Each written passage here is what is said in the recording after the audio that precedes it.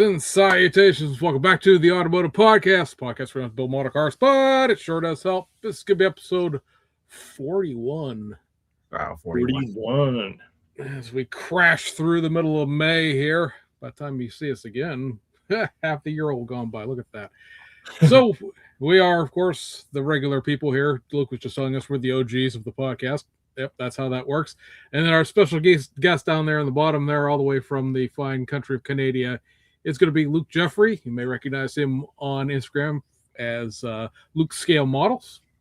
And we will be talking with him tonight about all the things that he does in the hobby, obviously.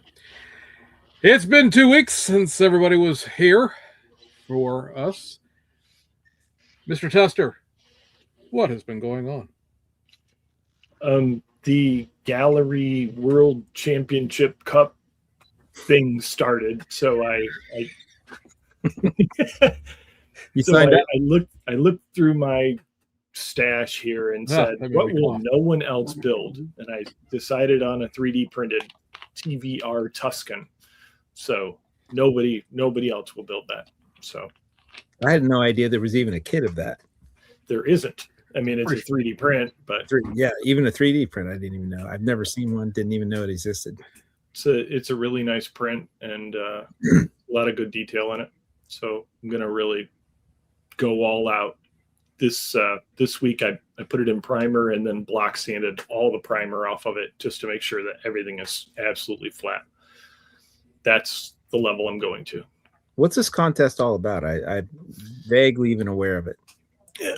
It's supposed to be a global competition. So I've never competed on a global level, so I don't even compete. But so you're supposed to post every week your progress of how you're going, and it's a 3-month-long contest. So interesting. And it's not just for cars, right? It's for no, it's Mac and armor and even 3D rendering. Interesting. So, yeah. Go ahead. I was gonna say, I believe that like the 3D rendering part is like its own sort of contest. It's not there's the building of it, but there's also a design contest as part of it as well for the people who do that sort of thing. But they're giving out cash prizes, which is unheard of in this day. So, what sort of cash prizes? I believe it's $600 cash. Not bad. And this is sponsored by Gallery?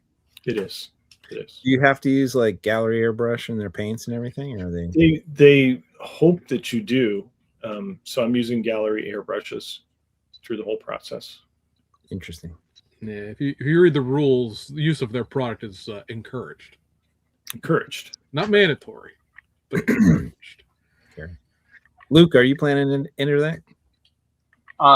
No, probably not. I did read something about it, but I figured I was a little too close to the beginner level for to get into that. I don't know about I've seen on Instagram. And I wasn't going to enter the contest, but I was curious enough I wanted to actually see some of the progress. And I think you had to sign up to be a member just so you could get into their website and track the progress online. So I did go through that motion. So anyways, yeah, it looks like an interesting contest. Curious to see. Yeah, I'm looking forward to some really good stuff. What are you going to do with your TVR? I'm going to do a flip paint. It's a Gaia Colors Prism blue, green, turquoise. Oh, crazy. Yeah. So it's a really nice, cool shifting pearl. Oh, that is cool. With a cream colored interior. Nice. Well, he's gonna build it, Sean. That's what he's gonna do. Well, I mean, I didn't know if you're just gonna build it out of box or if you're gonna build it. Like not a whole lot you can do. No, I'm gonna build it as a stock TVR.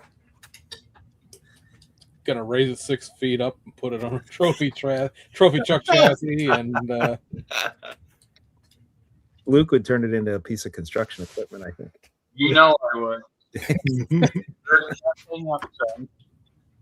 But I can't stop printing. So this past week, I printed a Liberty Walk Copen, and that was like one of the coolest cars that I saw at Liberty Walk, and so I had to print it. I think I saw your video. Is that the little Kai car with looks like a Skyline body kit? Yep. Crazy. That's the one you saw in person. Yeah. So I really want to dig into that, but I really need to focus. So who makes that kit or that 3D print? Dirty Customs made the files for that one. I'm not familiar with them. What? They did a tuned unicorn. It was pretty cool, and I did that. I put that on my channel, and they did a tuned Mazda RX-7. I put that on my channel as well. Nice. So this was, and did I show you the RWB Porsche? I don't know if I showed you that one or not. He did that one too as a full kit. Okay. It's got the big wide fenders and my style. Luke, have you printed anything from Dirty Customs? I feel like I have just like small parts, maybe like steering wheels or shifters. I'm just trying to recall. My printer never stops. I got boxes of parts that I'll probably never use. What happened to James? Oh, we lost James. That happens from time to time. Luke, what printer do you use? I have an Elegoo Mars 5. Mars 5, okay. It's small. The bed's small, but I mean it does the trick for what I've been doing, I guess. Right. Yeah, I was lucky enough to be sponsored by Elegoo for a while. I haven't heard from them for a while, so I think my guy either gave up on me or moved on to another company. But he didn't post enough. Right, maybe. But I got a couple of printers from them, so yeah, blessed. Luke, how did you get into 3D printing? I just really, there's no one local or local-ish that ships product. Like I know Iceman is a big seller, but I've talked to people, it's like months, and with the tariffs and the border, and it's so expensive to get something up north. It was cheaper for me just to buy a printer. Figure it out, right? Yeah, and I mean it's been going pretty good. Out of the box, it's worked. I just recently switched to water wash resin. Okay. Just because isopropyl alcohol is also expensive and hard to find in the 99%. So I'm trying this, and it did give me quite a few issues with like just not printing and failing, and I had to calibrate the resin, which I didn't know was a thing. Yeah, but I think we got it figured out there this past week. I just switched over to their version 2 of the water wash resin, and it's a lot more dense than their regular water wash, and the detail is higher. So I buy the 8K version 2.0, and I really like it. Yeah, I'll have to look into that. It's about $36 for 2 liters. Or 2 kilograms, excuse me. That's not bad. In Canada, it'd probably be like 40, 45. Yeah. Still, that's fairly cheap. Yeah, it's not too bad. It takes a little while to go through 2 kilograms. Sometimes I can push that through in the weekend. Yes, sir. Yes, sir. We like to nerd out on 3D printing here on this show. I never considered, but it makes a lot of sense. 3D printing is a great option for somebody like you live in a place where it's not easy to get kits. Yeah. Just your own, print your own. Yeah. It's been good. I got a 10-year-old that he models with me every time I'm out here. He's out here. He's got a bench set up right here. Rock on. It's everything I print. I got to print to him because he wants one. Nice. Yeah. Sean, I think you're the next one to get a printer. I got a lot of friends that got printers, so I just It's like having a boat, right? I like to hear you guys talk about printing. The Print something on your bed for me. Yeah. two happiest days in 3D printing when you buy your printer and when you sell your printer. Is that like, this stuff is about boats, right? Right. No, I swear I keep looking and thinking about it every time, especially because there's so many cool things on the cults. I get kind of lost in I'll spend way too much time kind of digging through catalogs and seeing what people are offering, and like, oh man, I wish I had that part, but I have so much stuff in my stash already. Like, I got plenty of kits. So, but I don't know. Someday, maybe. What I'd really like to just design my own parts from scratch. And do my own I know you can do that. That's the best part, is you have that knowledge. Someday, we'll see. Yeah. Speaking of, Andre just came out with a Scout. I saw that. I say the 63. Yeah. I do love those International Harvester trucks, so that's on. Yeah. That might be something. One of my friends I have to get one of my friends to print with. In a Valiant 65. 65 Valiant, yeah. I didn't understand. Well, I mean, didn't understand why we did the Barracuda first, considering the kit just came out of it. I understand that the 3D print has an engine, but like you could have just got a 3D printed engine and put it in the round 2 kit. But the Valiant, at least that's a little different. That's a little something that round 2 is probably not going to do. So and he was talking already about doing a convertible too. So there was also wagons and sedans of that the Valiant. Right. Or maybe we'll get around to doing the wagon. He has done wagons with so many other things. I mean, it wouldn't surprise me. Yeah. Luke, are you looking forward? Is that International Harvester Scout on your radar or something you want to build? I definitely did look at it. I've only printed a couple full bodies, and I'm gonna have to do some more research because I have terrible Z-shift lines, I think it's called. Okay. I can't seem to get a body to come out. I did change my layer height recently. Maybe I'll try another one, but I do have some of Andrew's files. I have a new Super Duty and a couple old Chev trucks that I'll have to put through and see if I can't get them a little cleaner. You need to sit the guy down who's right above you for a little bit. He's figured out all that stuff. He could probably walk you through that. I can walk you through that. Have you watched the videos on Mr. Tester's channel where he's working through, showing how to position the bodies and everything? I'm not sure. Yeah, you have to check out his channel. Yeah, if you get bored. I spend a lot of time trying to learn on YouTube. It's there's a lot of knowledge out here. Yeah, I think Mr. Tester's got some good videos on setting up those bodies in order to minimize the Z-shift, Z-shift changed. Yeah. The way I'm doing it nowadays is against public opinion, so I'm getting a lot of flack for it, but that's all right.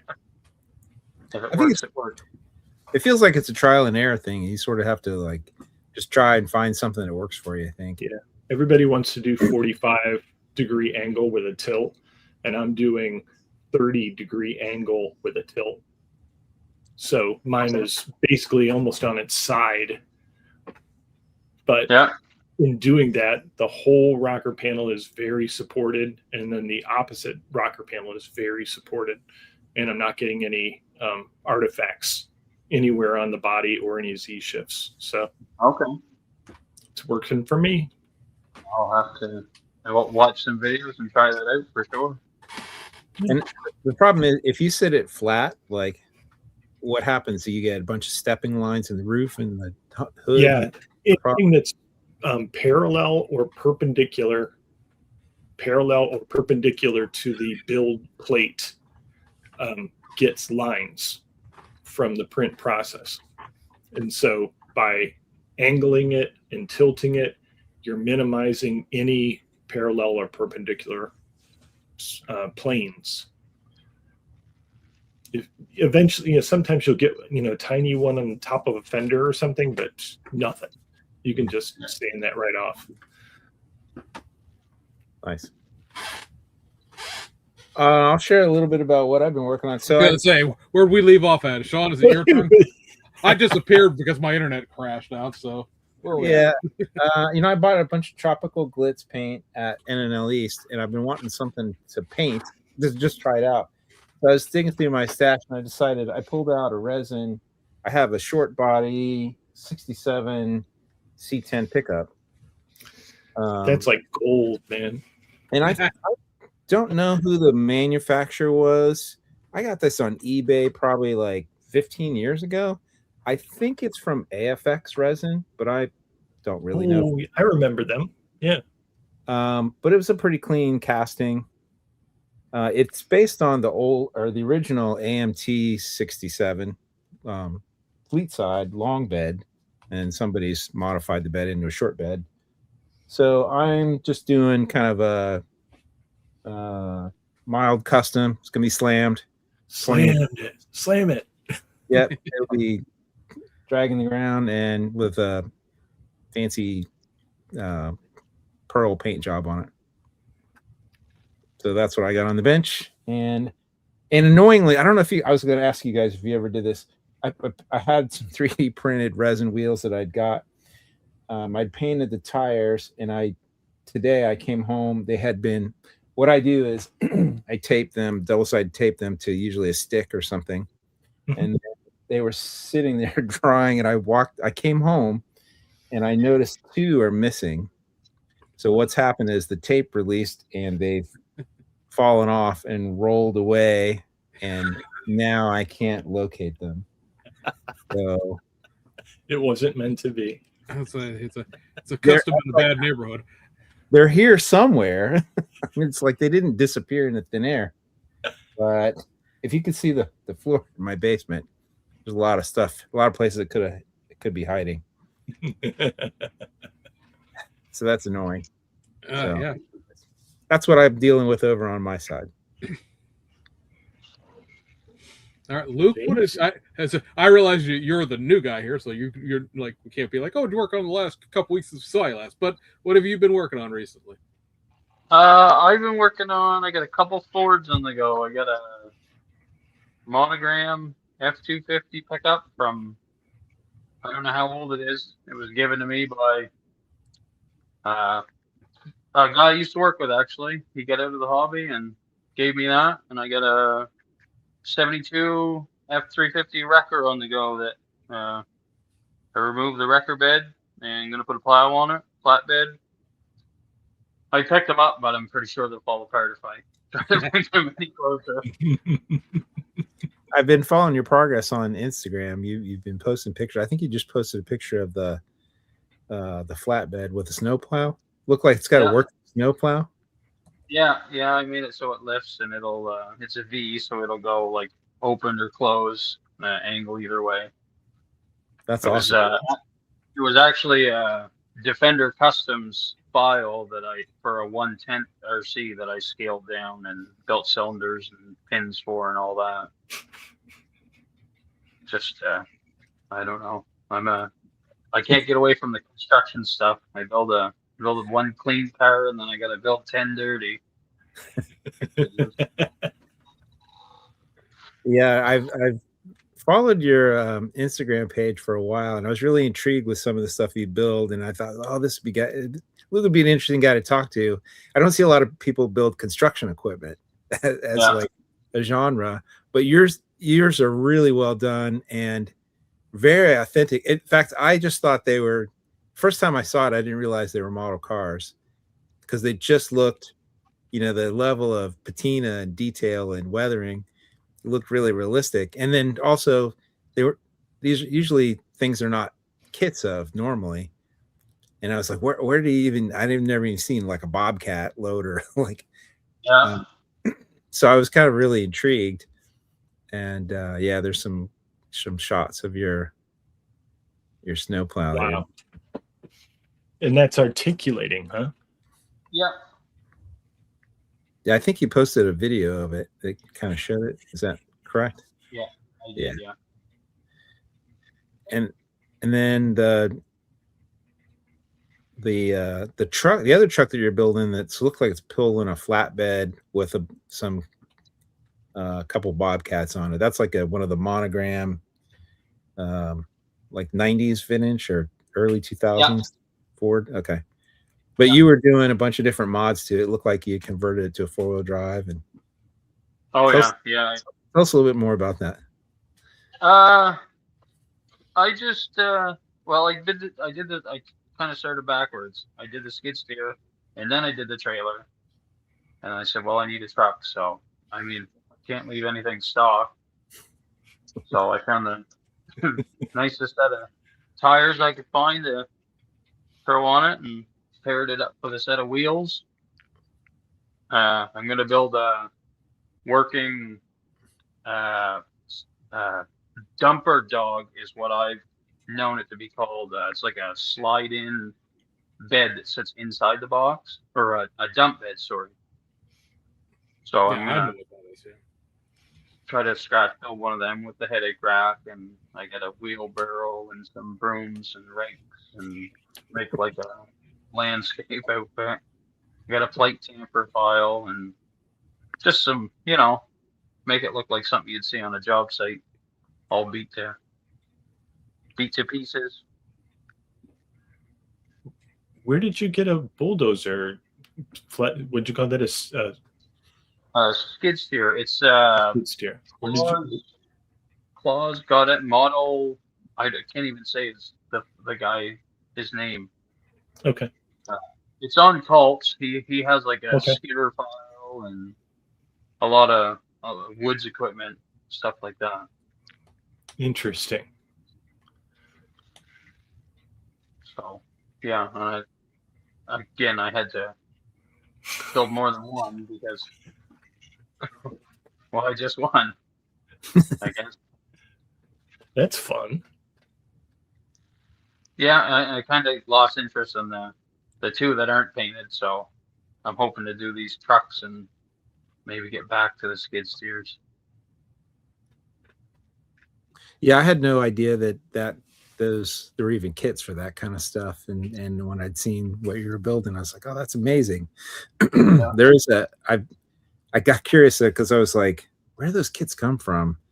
And I can't pronounce the name of that kit design either. It's looks German. Yeah. Blitz something, or I'm not sure. I'm sure I'm not. I'm collaborating it. And that was one you'd recently built too. I think that was one of the things that caught my attention. You did I'm not sure what kind of. It looks like a Ford truck, but I'm not sure what is that like a welding utility bed or? Yeah. It was. That was actually the bed was the truck started as the wide sides dually by Revell. Okay. And the tracks were from the same creator that we can't pronounce. The service bed was from Andrew Bezrodny from a F700, and then just the stuff in the box is just random files. There's torches and air compressors and welder and everything I could find. They stuffed in the back of it. Very cool. What's your inspiration for building these things? I don't know. I've always been a fan of equipment since I was a kid. I played in the sandbox until my mother drugged me out, and I like the dirty stuff, and I don't know. I bought myself a tractor that I dig in the yard with, and when I'm not digging, I'm trying to build one. Nice. All right, Do you do that construction as a career or anything like that? I did for a couple of years. I work in commercial glass now, so not really the same thing, but yeah, maybe I miss it. Well, I mean, your stuff looks authentic, and I wouldn't know enough to know, to be able to pick it apart and tell you if what's not correct. But usually, I think when people bring that level of authenticity to their models, they know enough about it to know what's right, what's not right, or at least how to fake it. And I'm curious. I'm like, well, what's your background? How did you get, or what was your interest in that, or how do you know what's good and what's not good? How's it supposed to look? Yeah, no, my father ran equipment, and so I've been around it for most of my life. My couple brothers are into it as well. Okay. So I've never been far from the stuff, and I do a lot of research when I do a build. If it's got hydraulics, where the lines are run to, and I try to replicate it, and the dirt and the rust, and try to replicate it like a real one. But that's cool. I wouldn't even know where to start. So let me ask: are we talking about this guy? It'll take a second to share, but yes. Okay. I don't know how to pronounce it. Modelbau. I think it's Modelbau, because that is Modelbau. it's. I'm not gonna sit here and try to tell you what it is German for, but it's the award they give out at the Nuremberg Toy Fair for the best new kit.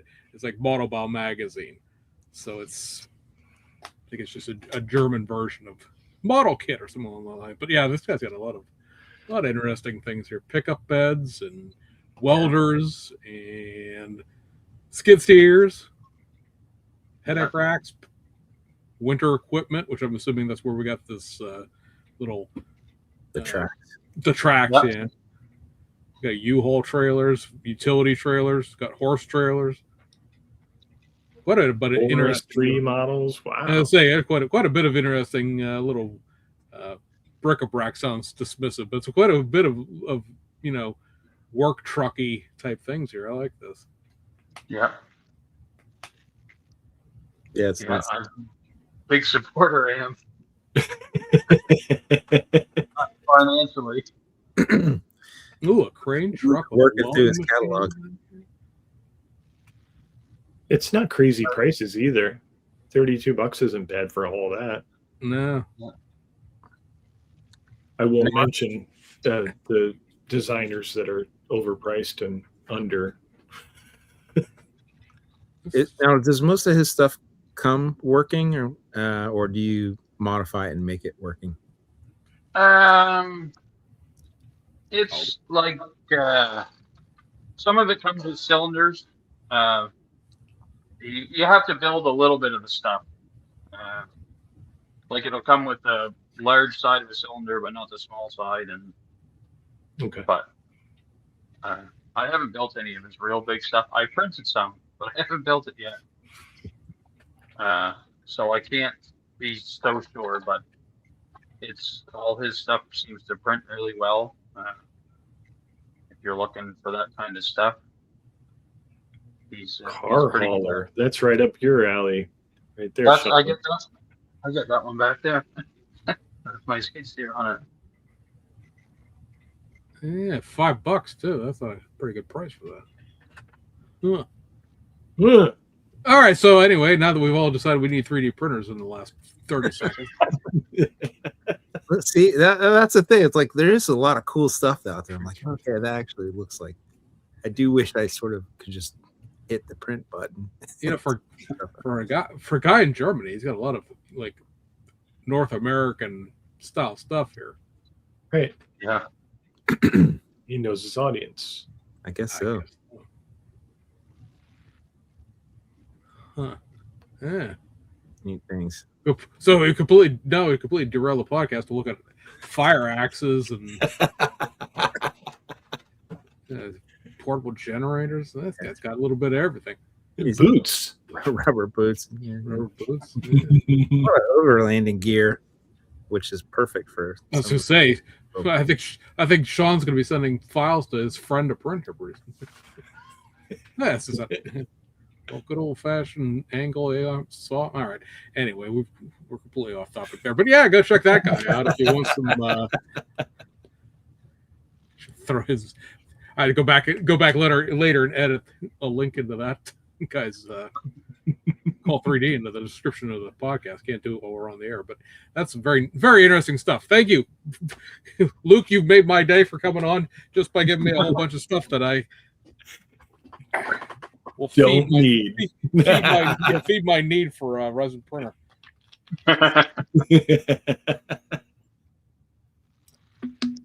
Luke, James. What sort of things that you have on your radar for other things you want to build? I don't really know. I just go from one thing to the next. It could be a shiny car.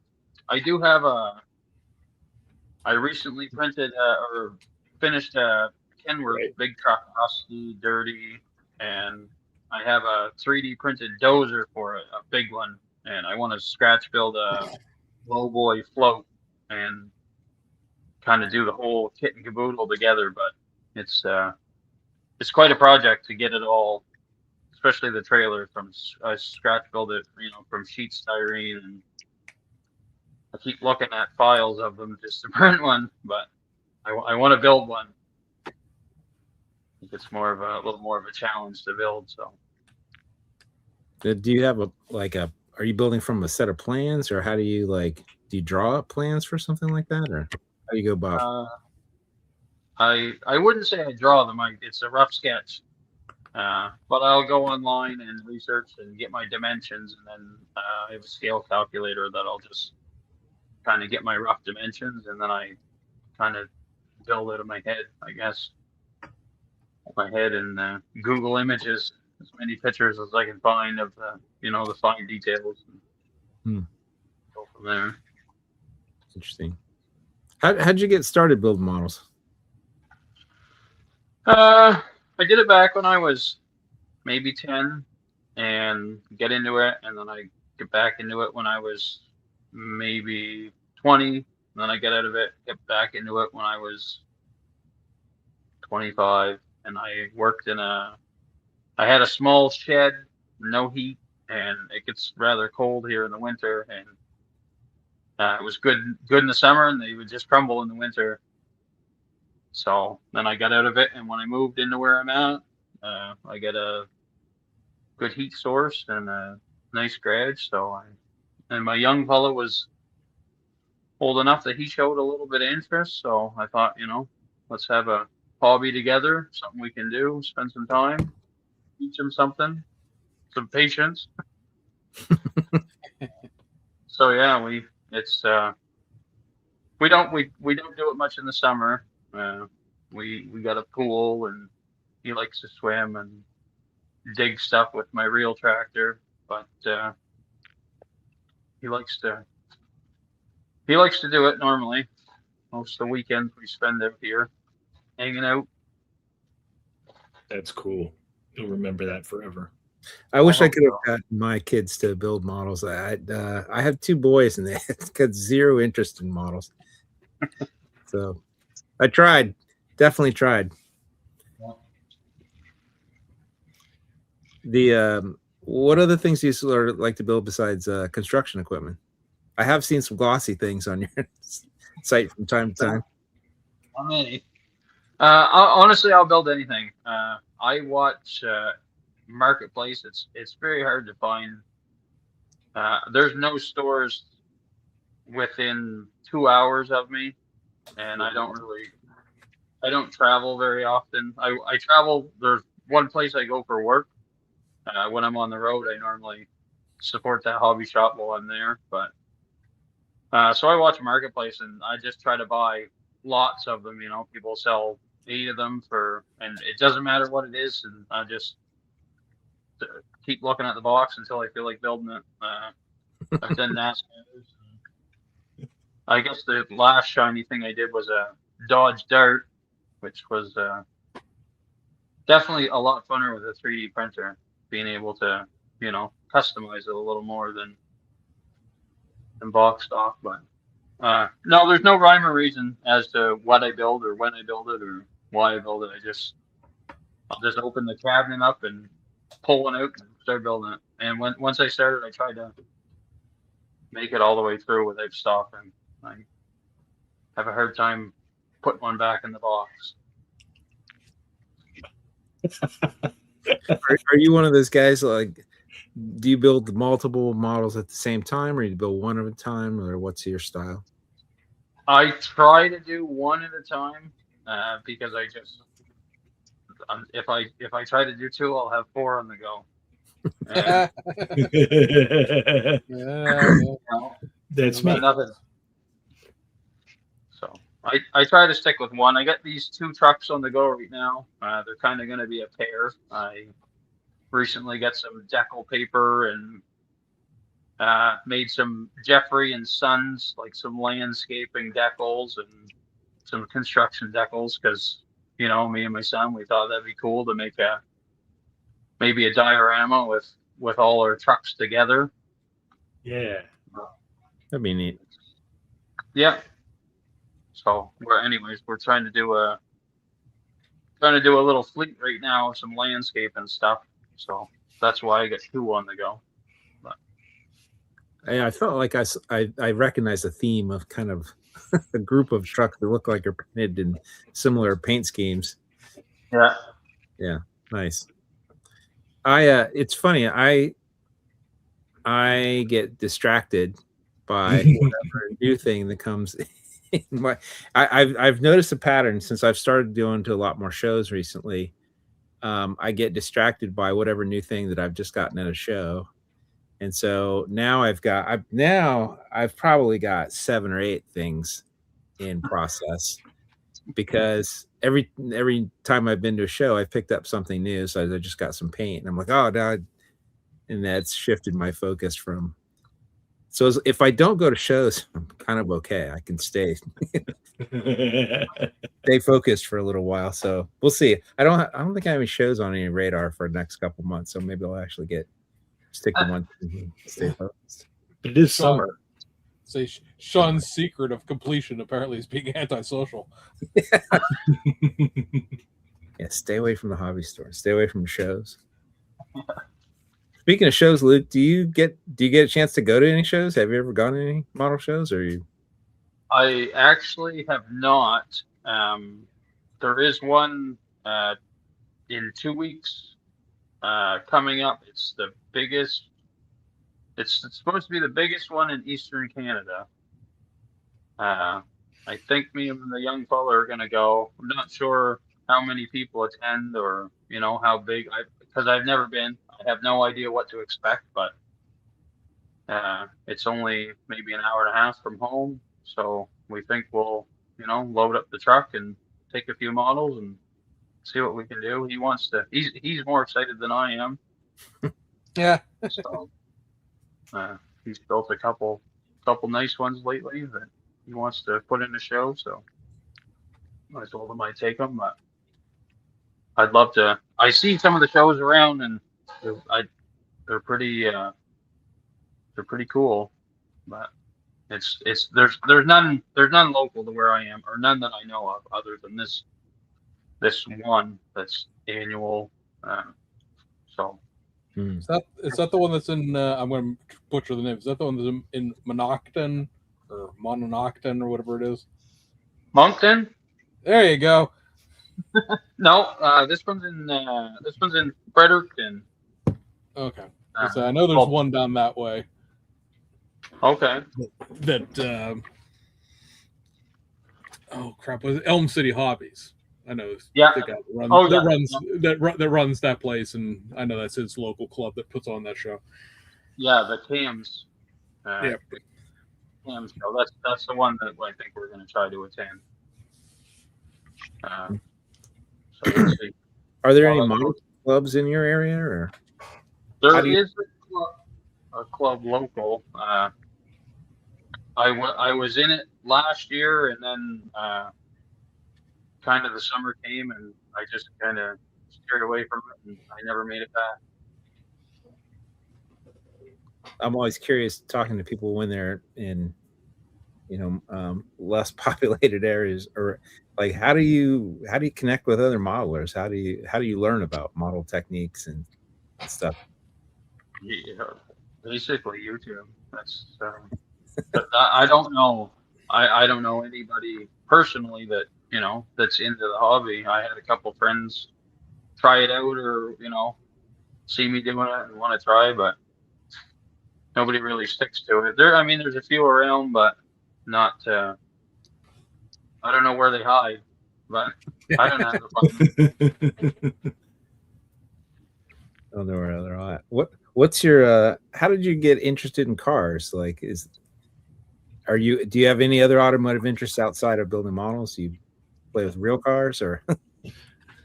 No, I can't afford it. No, I used to, when I was younger, I've always wanted to rebuild a car and all that. And when I was young, I used to work on all my own junk that I drove. But this is it's like doing it, but in a smaller scale and cleaner, I guess. A lot cleaner, yeah. Less expensive. Yeah, once in a while, but. I've often said that this hobby is, funding my ability to own things that I will never be able to own in real life. Yeah. Live vicariously. That's right. Small scale things. The Ferraris I own, you should see them. Unfortunately, they're still stuck at the factory being manufactured.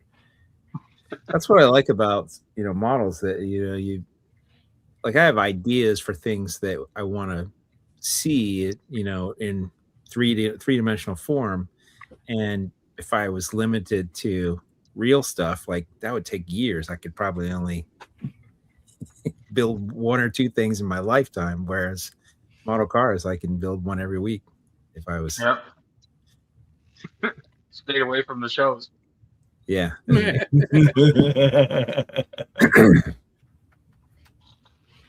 I can see that, like your off-roading Charger. If you were to build a real one, that would...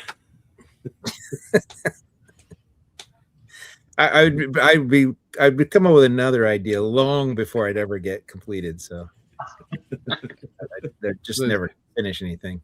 Soon as Sean has like $250,000 in disposable income, then he'll go build the Dune Charger. Yeah.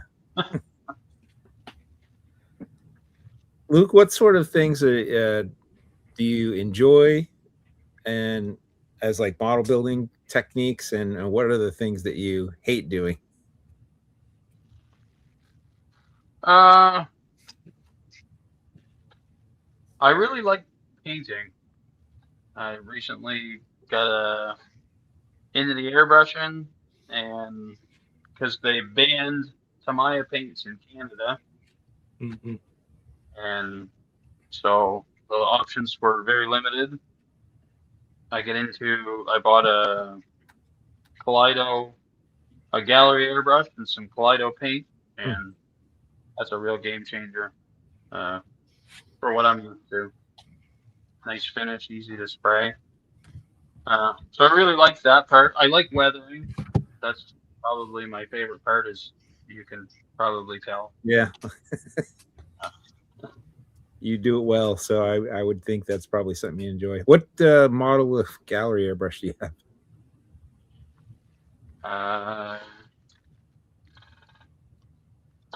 This one. Oh, okay. Is that the Swallowtail? No, it's the one below, the cheap one. It does just fine. That reminds me of the Master that I used to use. I used it for 15 years. Oh yeah. Yeah. I find the other ones like I would get like a cramp, after spraying a whole body. So I thought instead of buying a swallowtail, I thought I'd buy the cheaper of the two and make sure it was comfortable. And it's it's a lot better than any other airbrush I've owned. Yeah, which were pretty cheap ones, I guess. In hindsight.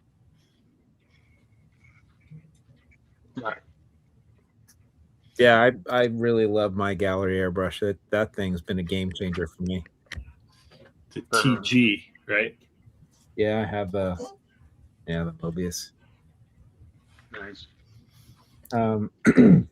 Yeah, hopefully, maybe someday we'll get somebody from Gallery on our show. I'd like to hear more about their products. I asked him. So we'll see. They're on our radar. Luke, what are the things that you hate about model building? The things you struggle with? Finishing one. Right. I enjoy most of it. I struggle with windows. I hate them. I don't think they should put windows in them. Especially 3D printed kits, because you got to figure out your own windows usually. Yeah, that's maybe why I haven't built one yet. Have you successfully printed a window, or you can't do it? You really can't. No, you really can't. You can't get them transparent enough. A lot of people say, "Oh, you can wet sand it and polish it." Yeah, whatever. You can't you can't make it crystal clear. You can't. You can't do James standards. I wondered that. You can make it look like a convertible top back window from the 60s, but you can't. That's fine if you're weathering it. It's not. Yeah, what's the dirt right. on it? Yeah. Right. Throw some dirt on it. Yeah. James, we left you out. Are you building anything? Of course not. Well, never mind then. I left myself out. We did have a little local show here. I think you made the mistake of coming to it a couple of years ago. Or was it last year? Then basically we just ended up going to the local hobby shop. I did see Ken from Model Building Retirement. I know he's in the chat there. You can at the show, and basically that was just a delivery run for me because I had gotten a couple of alpha kits for John Brolin, who's a local guy to me, and rather than driving back down to his house like I did with the first one, I had two of them, and just like he's like, "Hey, you going to the show?" And I go, "Well, I wasn't planning to, because it is what it is, and it's not the most fantastic way to spend $5 to get through a door." And he's like, "Oh, I'm going to be there." I'm like, "Good. Well, that saves me it'll be $5 to get in the doors, cheaper than the gas it's going to cost me to get down to an hour and a half from here, West Virginia." So I ran over there, grabbed his kits, talked to Ken for a while, talked to the local hobby shop guy who also had the hobby shop open. So I ran out there, grabbed a couple things, and that's my most recent hobby thing that I've done. I ran out to the show. It was by all standards even worse than normal. Like, you came to the one and it was pretty slow, and I went out there at I don't say this to bash the club necessarily, but I'm not sure what the point of the spring show is at this point. Like, the one you went to was pretty light on anything, and there were very few models there. I went out there at 10:30, 11 o'clock in the morning to run John's stuff out to him, and half the vendors no-showed. So there's empty tables everywhere. I've never heard of that before. I've never gone to a show where the vendors didn't want to sell anything.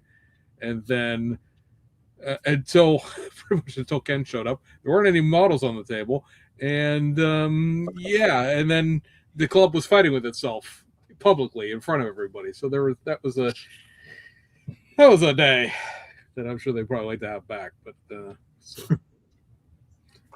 that's unfortunate. They probably don't watch our podcast anyways. It doesn't matter. No, I suppose not. I did run into a couple people there that were like, "Oh, hey, I watched your podcast all the time," which is great. I appreciate it. No, I have to watch what I say. I don't offend local people now. That's great. But it's good to go out and meet people that you don't see all the time. Like we haven't had a local show since the IPMS show, so that was 3 months ago. So get to go out and hang out and talk to people and stuff like that. But that show is just unfortunately not. I don't know. It's never going to be what they wanted it to be, I guess. So. I like Ken's comment there. Guess that's how you won first place. Well, it was people's choice, Ken. So I mean, enough people voted for your thing to win. So that's one of. I mean, by the time I left, a bunch of people had shown up, and there were probably close to 75 models on the table. But it was people's choice, and I don't know if there were categories or if it's Ken. You'll have to if you're going to be listening to this in real time, so we'll wait for your response. But I don't think there was categories. I think it was just a best thing. Because we got this little slip of paper, and you could write one number down. So I think Ken won best of show effectively. Yeah. Everybody voted for their own stuff, and then he got 2 votes. Probably brought his wife or something. Yeah, exactly. Sorry, Ken. I say, Ken, sorry I Irish goodbye you there, but I ran out to the shop while it was still open that day. But yeah, that's pretty much it. I say since I have it sitting here, I picked up even though I said I wasn't building convertibles or buying convertibles anymore, I did buy the convertible version of the Corvette because why not? And then I know that everybody loved this when I showed it in the group chat. I bought this Hyundai Porter 2. If you can't read Korean, because it's a great big box truck. It's a 124 scale, so I mean it's it's probably this big. Right? I was gonna say I don't know exactly what there's no measurement length on here. I don't think, but say real size right now. I've been looking at this since this kit came out in it came out in 2020, I think actually, and it's like really detailed for what it is. It's still curbside, but it's full suspension. A couple different build options as to what year Hyundai Porter you build, because why not? Academy just has the weirdest stuff that they've done, and they're pretty decent kits for if you want to buy a Kia or a Hyundai. I realize it's not everybody's jam necessarily, but it's just where else are you gonna get a Hyundai Santa Fe? So Ken says just a first, second, and third people's choice. My wife didn't vote. Awesome. Well, congratulations, Ken. Let's say, well, Ken, I did vote for one of your models because, I mean, they were the best things there pretty much. So there is that.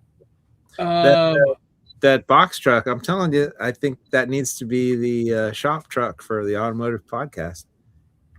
We should do a collaborative build on that and slam it to the ground, mash it up with the Corvette kit, and use the LS. Yeah, exactly. I can't remember what the LS swap it, right? Right. Was it? Technically, I think it's what, an LT5 now. They've gone back to that engine designation. I'm just curious as to how big this is now, because I think it's going to open at the end of that. So live on the air, let's take a look at what an Academy Hyundai Porter will build you. So, okay, so cabs. Let's see, Subaru 360 for comparison. It's it's almost as big as the Subaru 360 cab was. Let's see, where's the panels at here? So that's going to be Pro Street it. Chester says Pro Street it. I would say it's 3 inches there. It's about standard size. I mean, it's probably 7 inches built total, so it's about the size of a regular model car. Get Luke to print some facts for it, and then we could a piece of construction equipment. They do give you very amusing the sheet of paper that's gridded out so that you can make little Academy model boxes for it. Oh, to carry, yeah. carry model kits in, right? To carry model kits in. One of the things that Academy has done that probably most people don't realize is they've made a 1/24 scale building that is an Academy model store. Oh, right. A model shop. Yeah. So, I mean, it's. Let's see. I've got the body in clear spruce. There's 1, 2, 3, 4, 5, 6. There's 6 full box. I mean, width of this box screws in here. So quite a bit of parts. Too many for James. Sorry. Yeah. Moving on. Sorry, little guy. They also make a pickup truck version of this without the box. It's just literally like a utility pickup. So that's kind of interesting.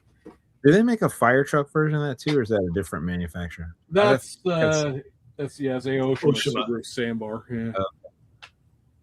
But they do make a panel version of the sandbar too, if you were so inclined. And then, let's see. Oh, hey, that's right. Hobbylink Japan showed up today, so Isuzu Bellet, another one of those. How many bellets do you have now? I'd have to look. Let's see. We got the Iron Mask version of the Nissan Skyline streetcar. So Ooh. that I like. And then we got the most recent. Well, not most recent. This is several months ago now, but the next version of the Starlet race car. Wide body. Digging it. Right. And then we got the snap kit, snap car, whatever they want to call this, the Aoshima's Nismo version of the. I built that in gray when I was in Japan. Is that the one you built in the hotel room? No, it wasn't in the hotel room. It was on the plane. I did build it. I'd say on the subway on the way to the airport. There's long red stickers that go along the bottom of the quarters or the rocker panels. It was actually a little challenging to get them straight. I'll say you've now built one of those things. What would be your flying assessment of the 1/24 scale snap type kits from Aoshima? They're really nice. They really, really are nice. You don't have to paint it. It was just a fun, evening, something to slam together. Kind of build the niche to do something. That's Mr. Tester's idea of a fun evening. Build his You watch TV. I don't watch TV. You went all the way to Japan and you spent the evening building a snap. Yeah. Well, I just think that, when they started doing this and it's in, regular scale, because they obviously have the very large 1/32 scale snap tight line at this point, and those kits are somewhere between like 15 and 20 pieces. These ones are pushing 50, 60, depending on which one you get. That, it's a snap tight kit, blah, blah. Well, they're pretty nice snap tight kits, they're not. They really are. They're not Revell 90s snap tight kits with engines and all that, but they're, pretty nice. And I mean, subject matter wise, I don't think that Tamiya is ever going to get around to making a Nismo version of their 400Z for whatever reason. I don't know what the holdup is there, but I think, as I said, I got the one that's molded in white, so I could paint it whatever color I wanted to. Not that I'll ever build it, but if I did, I could paint it whatever color I wanted to. And they're coming out with some cool ones from the Shizuoka show. Yes, that's true. So should we wish to discuss that, we can. Luke, are you down for looking at Japanese kits? I'm down for anything.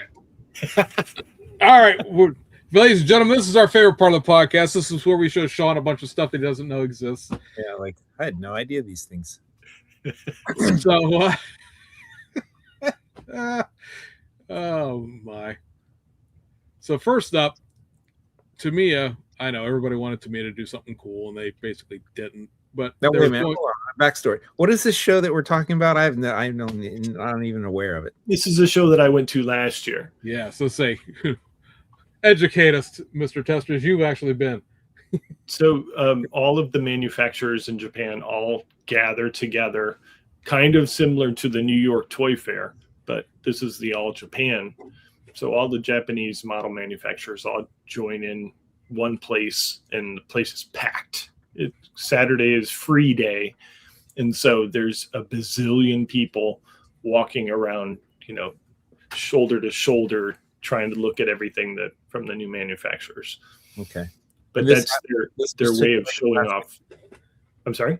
This just took place last week or over the weekend? Yes, this was just last week. Last weekend. The pretty much all of the model companies in Japan are based in Shizuoka, and so this is sort of their home turf show, as it would be. So everybody, Fujimi is actually starting to show back up to this show, and they hadn't been to it in many years. Most of the years we did these updates, they weren't going to the show, but now they are.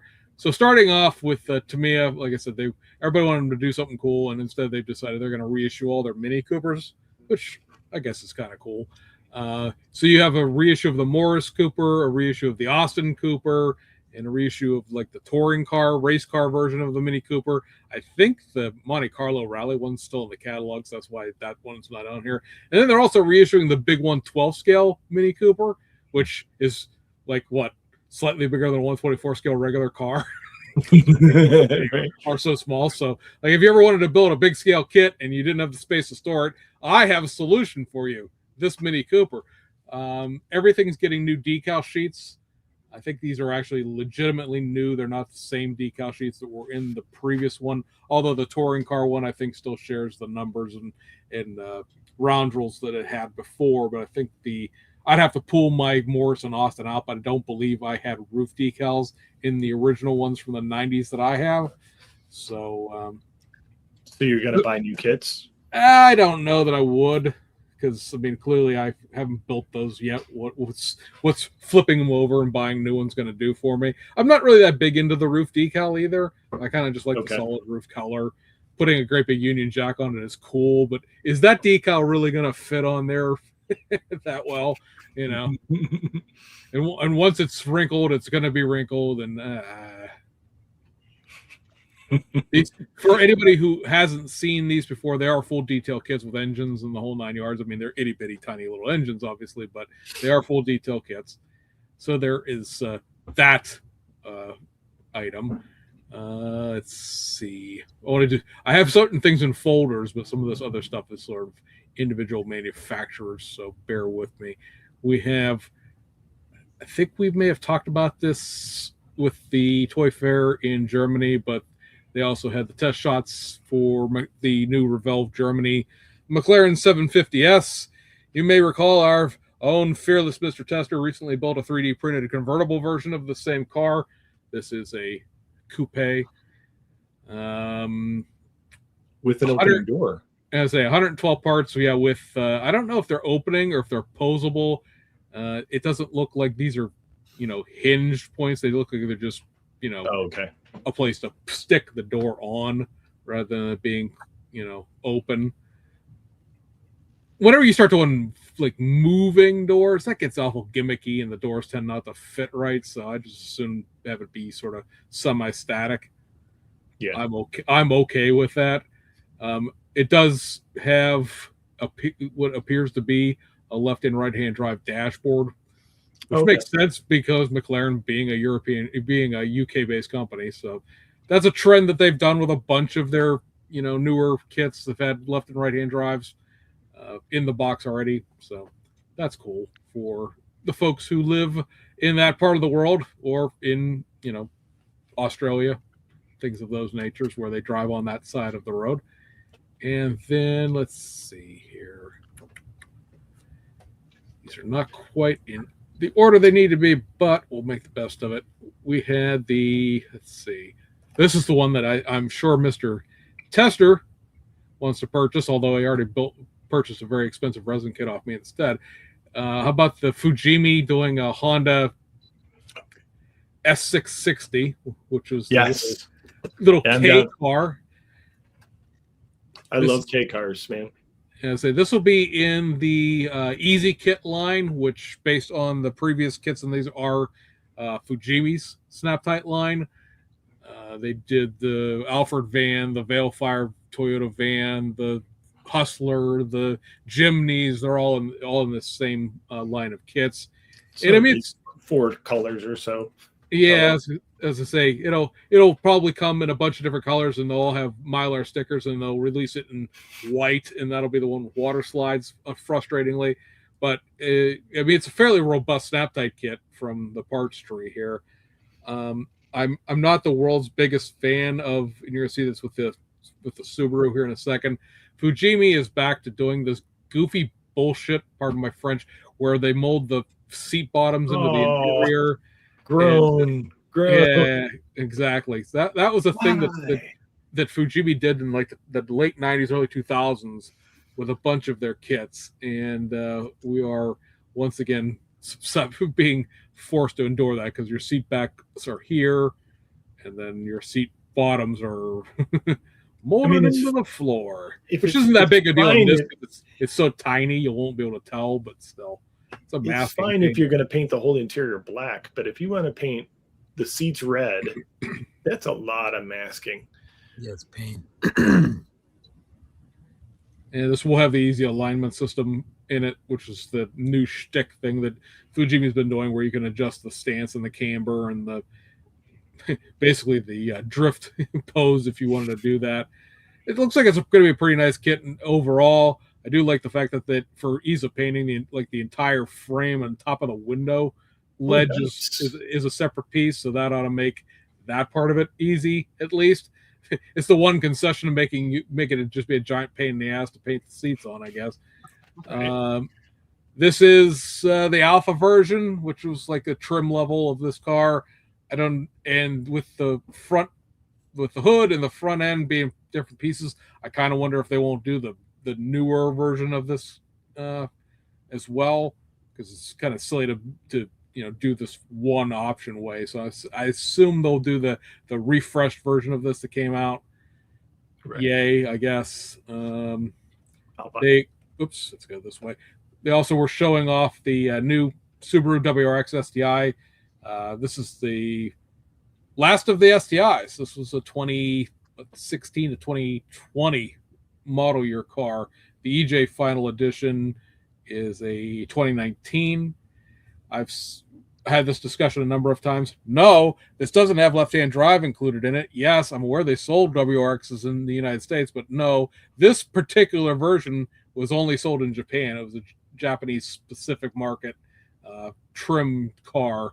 The Final Edition was a JDM only car. So this kit does not have left-hand drive. Will it ever? It's Fujimi. They're the MPC of Japan. It might or it might never. This is not going to be molded in blue, despite the fact they painted it blue and all the promotional materials in blue. So they're not doing that to you. And then the parts tree for that is right here. And again, bumpers are separate, hood is separate, but it is, we'll go up here. All of the seats are in the floor, including the back seat. So unfortunately, that is what they've decided to do with it. I think it's going to be molded in silver is what we're going for with this. Molding the bumper separately will give you the ability to backdate this to the early version of the EJ, and obviously this is a late version. The hood being separate lets them do it just as a WRX without it being an STI, because the WRX use a different hood and a different rear spoiler. So the options are there for them to reissue this a bunch of different ways. This will be a glue kit. This is not going to be a snap-tight kit, so you don't have to worry about it buying one that doesn't have real decals in it with the way you do with the snap-tight cars. And yeah, I'm happy, I guess. Like, it's the one missing Subaru WRX, and no one ever did that generation. And it's the first all-new Fujimi kit in 7 years. Other than as far as glue kits go, they've done the snap-tight stuff, but they haven't done a new tool glue kit since 2017. So it's been a hot minute for that. And then the other thing that we've sort of blipped past real quick is the Hasegawa new tool for this year. There's a bunch of stuff that Hasegawa has done, and I didn't get pictures of all of it, that oh, it's a new decal sheet. Hooray, it's a new model kit. Or we've added a resin spoiler or a resin girl or a resin chin spoiler or something like that. So their new toolkit for the summer is going to be a Toyota AE86 Truno. Panda. Yeah, exactly. Red panda and white panda here. This sort of answers a question that nobody necessarily asked, which would be, hey, wouldn't it be cool to have a new AE86? But Aoshima's kit, which is generally viewed as being the best one of these things, is at this point now 21 years old. So it is about time to do a new one, I guess they said. So looking at the parts runners for this, I immediately got incredibly excited because if you look at the floor on this, it's stamped steel. And if you know your Fujimi model kits, there's going to be a race car with this. Exactly. So Japanese touring car, they raced the Trunos and the Levins with just the stock body and the big, ridiculous over-fendered body. Plenty of options here. Everything is obviously separate on here because the Trunos got the flip-up headlights. The Levin has the composite just headlight beams like a regular car does. So the headlight, the hood on a Levin doesn't have the peak in it because it doesn't go between the headlights like that. And I mean, this is basically what you would expect out of a current Hasegawa kit, with nothing being molded into the floor except looks like the bottom of the pulley assembly here. The engine is a separate piece. Fuel tank's a separate piece. That's another giveaway that you're going to have a race car because there should be a fuel cell and not need the civilian thing. But a couple different sets of brakes here. But does it have a tofu decal for it? I don't know that they would have to get licensing for that. So okay. Yeah, so these right here will be your chrome runners. So it's just basically mirror faces, and you see there's already 2 sets of mirrors in here. So that's an late indication that you're going to get the 83 and the 85. You get seat tops and bottom backs that are all in one piece here, so you don't have to be stuck with shit molded to your floor. Look at this, all nice and separate. Got back door panels here. That's another dead giveaway. This would be a race car because these would be like just stamped steel panels rather than being consoles and all that stuff. Center console being separate. Okay, all right, everything, I'll buy one. Say everything here is separate, so we can have a racing floor in it instead of the standard floor. The only thing about this that I kind of wish they would just suck it up and make the separate part is this is a pain in the ass because you have to flock the floor of these things, or else your street car has a steel floor in it. But yeah, I will purchase one just for comparison's sake only. He said. Looks like a nice kid, actually. Meanwhile, 18 versions later, I'll be interested to see if they do the what they call Aoshima still sells it as a kit now. They call it the TRD N2, which is the Levin and the Truno that have the great big fat over fenders on them. That was a later year Japanese touring car development, putting the big fat fenders on them. So it'll be interesting to see if they do one of those or if this is going to be strictly an early version that didn't have that on there. They were used from 83 through 86 when the Supras came in. This was Toyota's racing platform in the early days of touring cars. So that I am excited to get because the Fujimi kits are available, but they're garbage, and the Aoshima kits, while being pretty nice because they're from 2005, have not been reissued since 2005. So there's a minor problem there. Can't get what I want. So Aoshima, I'm trying to figure out where that went. It's over here. It's going to do a Liberty Walk. I believe we're calling, if we have access to the box, I think it's called the Super Silhouette GT was the name of this. So it's an Aventador based car, much like all the rest of their Aoshima's Liberty Walk kits, where they're quote unquote snap tights, even though you got to glue them together. Good luck snapping this together and having it stay in one piece when you're done. basically the stuff on the right hand side of the stuff is all the Aventador parts that have been in all the various Liberty Walk Aventadors, of which there are like 5, and then all this stuff over here on the right hand side is the new stuff to make this this specific version. Let's see if we can go this way real fast. There we go. So this is what this looks like when it's built. And if you happen to have a PZY kit box version of this that you haven't built yet, I suppose you could sell it off and build this and not have to deal with all of the many tiny resin bits and the non-fitting windows and all the rest of that stuff. But that thing does look pretty sick, actually. And say Mr. Tester has a convertible version of that, so he's stuck having to build it. Yeah. Someday. I'll buy that one too. Maybe I have to put one of these on my build list. I do like them. I say, yeah, I didn't say Mr. Tester's been to Liberty Walk now, so Liberty Walk, all the things for Mr. Tester. So going at least for the next year, right? Yeah, exactly. And so for things that were newly announced, we talked about these at the Tokyo Hobby Show last fall. They're doing these HKS branded Subaru BRZ and Toyota 86.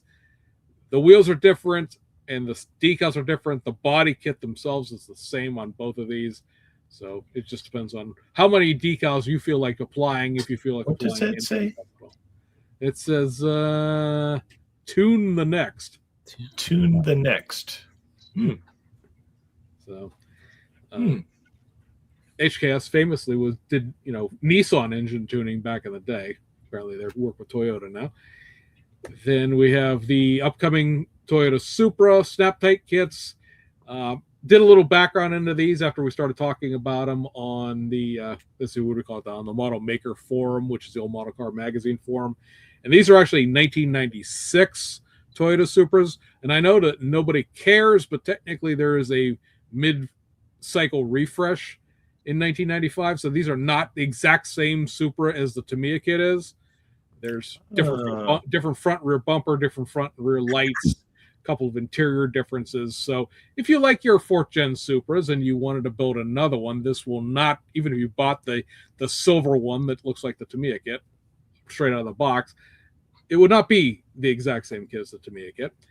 And then there's also going to be a set of EK9 Civics coming out. So should you wish to buy, there will be white, silver, and black, obviously. There's going to be in 2027, a 2023 Suzuki Swift Sport. I love some of the stuff that this is going to see, because it's such obscure sort of, I don't want to call them nonsense, but it's such JDM that it makes your teeth hurt. Like, Suzuki Swift Sport, really? Okay, I'll buy it because I have a resin one of these. And I'm pretty sure the resin one of these I have is old enough that I actually can't sell it. The joke being that I was going to sell the one I had and just buy the snap tight kit, but I think there's a body refresh involved here. Also coming up, and I know Sean wants this one, a 2007 Honda S2000 AP2 Type S. I have to get one of those for sure. I believe. Is yours an AP1 or an AP2? Mine's an AP2. It's not, that one's the Club Racer version. So it has the unique front fascia and that rear spoiler.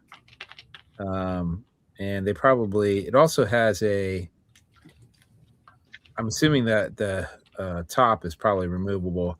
The Club Racer had a double hoop, like filler panel that kind of followed the roll bars.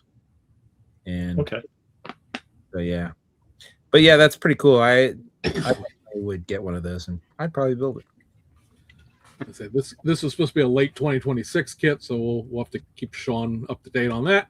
And then the last thing for the snap tight kit line that's officially announced is, and this will be another 2027 kit, is a 2024 Toyota Yaris GR. And I thought about it again. I'm pretty sure this is a different Yaris than the one that PZY Kitbox made. I think there's again been another mid-year refresh involved. So the desire to collect everything doesn't let me sell stuff.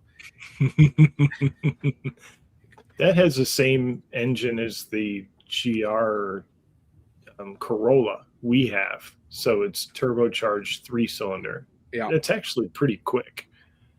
Indeed. Do these snap kits have engines, or are they just the curbside. They're just curbside. There is chassis detail to them to some extent, but it's not because the 1/32 scale ones just have like a flat panel on the bottom without really any kind of detail. There's a little bit of engraved detail to these. The EK9, the whole reason it was made basically is to do this initial D kit because they'll sell more of these than they will out of any of the other colored ones because people collect and build the initial D series. They're also announcing that they're going to do a Snap-Tight A86 and a Snap-Tight FD3 SRX7 again for an initial D line. I'm sure that there will be regular versions. There'll probably be a white panda, red panda, and I don't know what other color you'd want to do with that necessarily. And the FD3S would be whatever colors they decide to do it in. Probably yellow, obviously, because the initial D car is yellow, maybe white. Then you have the Fast and the Furious Supra. So for people who actually wanted to build one of these that wasn't a crappy AMT kit without the roof cut off, you now have that option. It's actually going to be really nice. Let's say it looks, yeah. Let's say chuckle all you want to, but I mean that AMT kit is a disaster because it was done during the Racing Champions years of just. I mean, look at any of those Fast and the Furious Tokyo drift cars, and they're just other than the 70 Monte Carlo because that was already a Mueller era great kit to begin with, and they still tried to ruin it anyway. They just reissued that Mitsubishi from that line. Yeah, it's awful. It's what somebody who's blind and whittling it out of soap would have made it for an Evo 7. It does surprise me that after all this time, they're finally going to come out with an accurate kit of that car. Like it's they celebrated 30 years. Yeah, I'm not sure. I think it's probably close to 30 years for that. I think it is the 30th anniversary of the movie this year. But this shares the Snap-Tight architecture with those Supras we looked at earlier, which is why this makes sense. When they announced this, it was like, oh, cool. There's going to finally be an accurate car for the Fast and the Furious fans.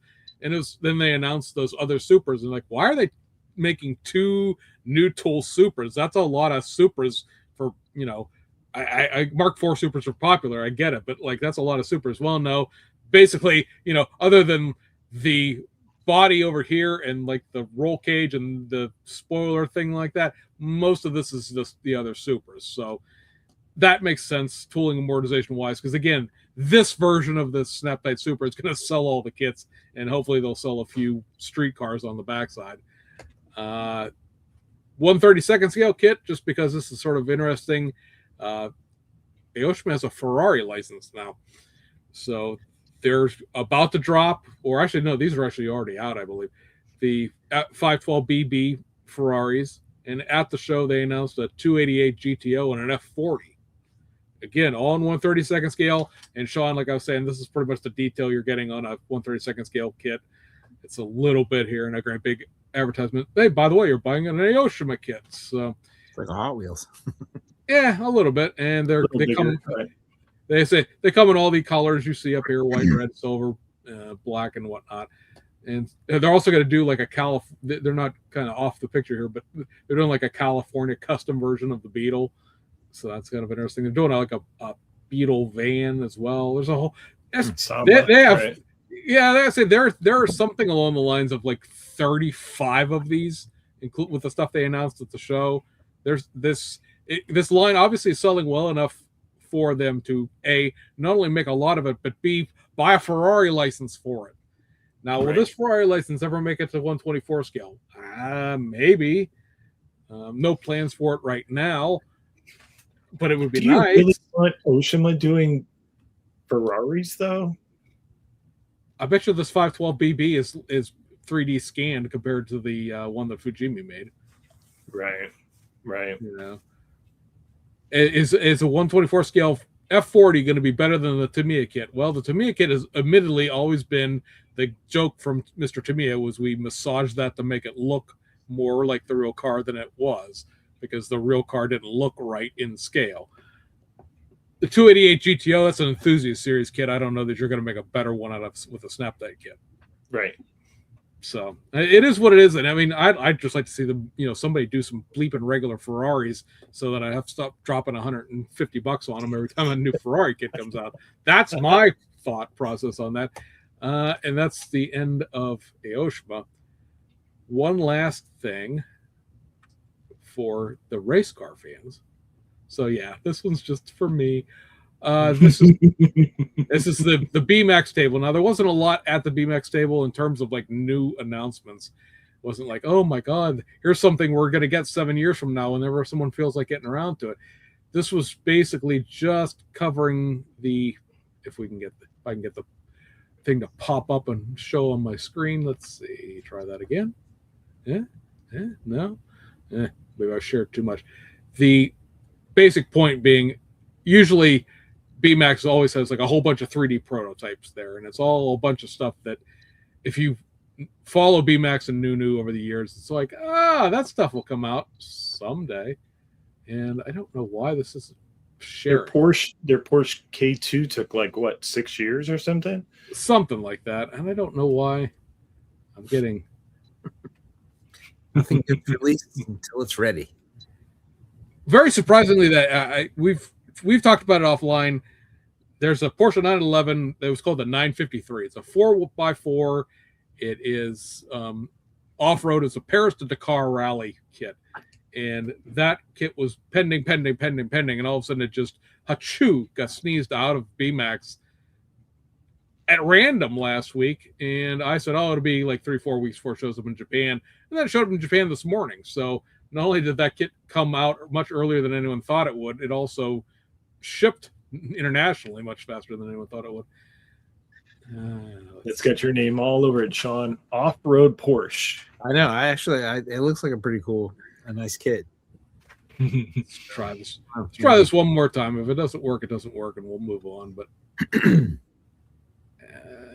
nope, I'm just getting I've apparently shared too much. I'm just getting an overlay now that says that I can't share anything. So BMAX had on their table the we've got 3.0 CSL in real life. I'm not sure what the car was as a race car. It's like the late 70s 3 Series BMW.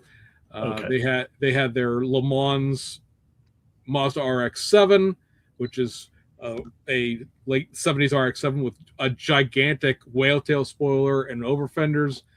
They had the Toyota GT4 ST205 Celica, which is famously the Celica that was banned from rally racing because Toyota figured out a way to bypass the turbocharger restrictions by putting a very, very nifty roller cam in it. So basically it just never shut and kept going all the time, even when it was they had to literally take it apart and saw it in half to prove that it was illegal. And they're also doing the Toyota GR10, which is the current hypercar that races in Le Mans. And it looks like, at least from the decals, it's last year's car. That I don't think last year's car won the 24 Hours of Le Mans, amusingly. And there were sprue shots for some other stuff there, but we can't see it, so yay! All about those Japanese kits. We are. I say, and now I look back through the comments and see that when everyone fell asleep exactly. Luke, does any of those kits hold any interest for you? Yeah, I mean, I build some of them. That yellow, what was it, a Lamborghini? Yeah. That was pretty sharp looking. I just was wondering how it would look with some dirt on it. Yeah. Some bigger tires. Yeah. Sure. This is very amusing. Your computer's like BMAX. It appears when you forget about the products. Yeah. Very funny. Very true. And it's annoying. I wonder if I can get on here and show this way. But yeah, I obviously want the race car stuff. I'm very interested in the AE86 just because a new one. Why not? Especially the race car parts. It's really the reason why I like the R30 Skylines was because there's going to be there are race car versions of it. So we shall see if Tamiya decides to announce anything at the end of the year here. Yeah, Tamiya's son, Mr. Tamiya's son is running the place now, right? Grandson, excuse me. He's running the place now. I wonder if he's going to do anything for cars. I don't know. Let me say, obviously, it did the reissuing the Mini Coopers. There's that, right? All right, Yeah. so we can see it this way. So this is the BMW 3.0 CSL touring car.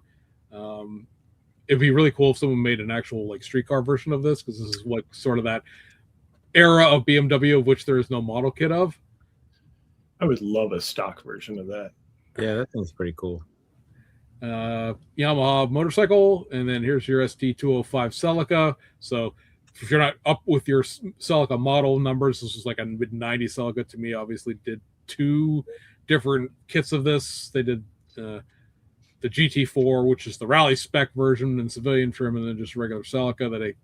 It's a great, if you ever really want to read about great cheating in auto racing, the story behind this car being banned out of World Rally Championship is pretty amusing. The diagrams of how they bypassed the turbo and kept it open. So the car basically had, it was like 150 extra horsepower compared to what it was supposed to have. It was really successful until suddenly it got banned. Here's your GR10 hypercar. This is basically, by the way, just a prototype that they painted and threw some stuff on. That's why it looks so sort of rough and sketchy. But it's the follow-up to the TS050 that Tamiya did as far as legacy of Toyota's, it's really prototype racing, I guess. And here's your over-fender whale-tailed RX-7. That looks like a Liberty Walk. Yeah, I guess probably a very early version. Except for no over fenders. And here's here's the 911 Carrera 953 we were talking about. It's a 4-wheel drive off-road 911. Yeah, it's all you, Sean. Actually, I would build that. By the time they fully developed this car, because they wanted to build a off-road 4-wheel drive 959, and they eventually did do that. There is a Gunze Sanyo kit of that. But by the time they got developed, Group B had passed because they kept killing people with it because it was too damn fast. And yeah. Have you guys seen the documentary? I think it's on Amazon that Porsche built a factory off-road 911 to get the record for the highest altitude. You got to watch this documentary if you haven't seen it. It's amazing. I think I stumbled across it, and I'm pretty sure it's on Amazon. And I had never heard the story before. They did this just a few years ago. They took an aircraft engine because at a certain altitude, there's the air's so thin it wouldn't run, and so they developed it was a 911 motor, but they actually put it in an airplane in order to test it, and then so they could test it at altitude, and then they built and I forget where I don't think it was Everest, it was some other place. It was someplace you could actually drive kind of at a grade that was shallow enough that you could drive a car up. And they got the record for it, but at the story peak, was it? No, it was a Chilean volcano, from what I'm looking at here. Yeah, it was up a volcano. It's a fascinating documentary. Do yourself a favor if you got time and you want to dive into it. The level of engineering challenge that they overcame was pretty interesting, and there was a lot of human and drama. Like, it took several attempts at it, and it was, it kind of failed, and it's really fascinating. And the car is kind of, pretty wild. That's fun. Pretty sure Sean already built one of these, didn't he? Not yet, but I'm thinking I need to. Just take the Tamiya 911 GT3 kit, strip it down a little bit, throw the under parts on here, and then have your best friend over there print you all the off-road accessories that you need for the roof rack. Yeah, check that out if you get it. I think you'll enjoy it. If you haven't seen it. Powered by e-fuel, a Porsche 911 reached 22,093 feet above sea level on a Chilean volcano, setting the world record for high altitude driving.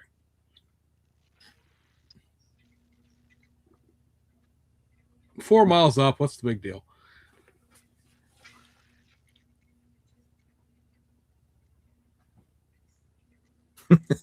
We've run out of things to say.